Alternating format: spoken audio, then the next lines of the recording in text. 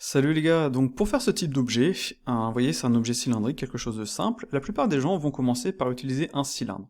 C'est pratique, c'est bien, c'est rapide, on peut faire des extrusions, ajouter des bévels, etc. etc. Le truc c'est que là par exemple, je n'ai pas assez de subdivision sur mon cylindre, et donc pour le modifier ça va vraiment être un enfer, surtout que tout est appliqué.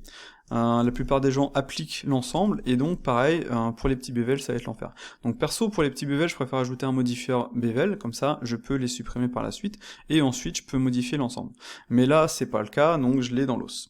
Le truc, c'est que sur Speedflow, par exemple, je vais aller en Edit Mode, je vais aller en vue de dessus, je vais sélectionner ce loop-ci.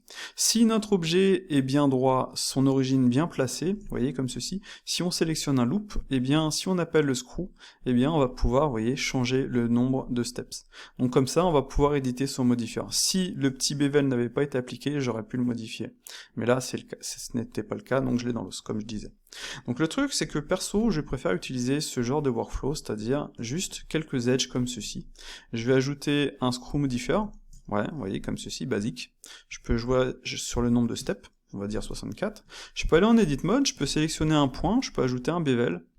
Je peux retourner en edit mode, sélectionner un autre point comme celui-ci, je peux ajouter un autre bevel. Pareil, je peux continuer ici, je peux ajouter un autre bevel, mais celui-ci différent. Voilà. Je vais ajouter donc le dernier bevel, celui que je disais qu'il ne fallait pas appliquer. Et voilà, on a notre objet. Donc totalement éditable, je peux éditer ça, je peux éditer les bevels aussi.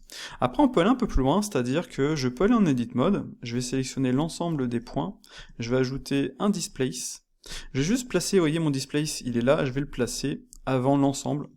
Comme ça, en gros, ça va me permettre de modifier mon élément, comme ceci. Je peux aller plus loin, je peux sélectionner ces deux points-ci, ajouter un autre displace, choisir l'axe Z, vous voyez, comme ceci, je vais pouvoir l'éditer. Donc là, ça nous permet de faire des objets procéduraux éditables à la volée.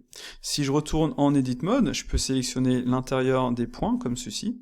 Je peux encore une fois, comme ceci, ajouter un displace, pareil, hein, on va le bouger avant les autres points, et donc je vais pouvoir l'éditer.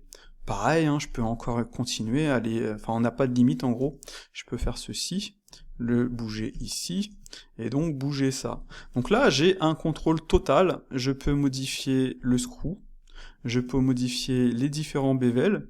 Donc là, c'était celui-ci, etc., etc.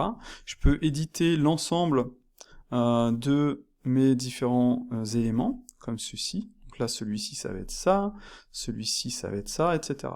Donc là, on a un contrôle total, et en fait, ce n'est que ça, et ça, c'est plutôt cool. On peut faire des variantes, low poly, high poly, etc.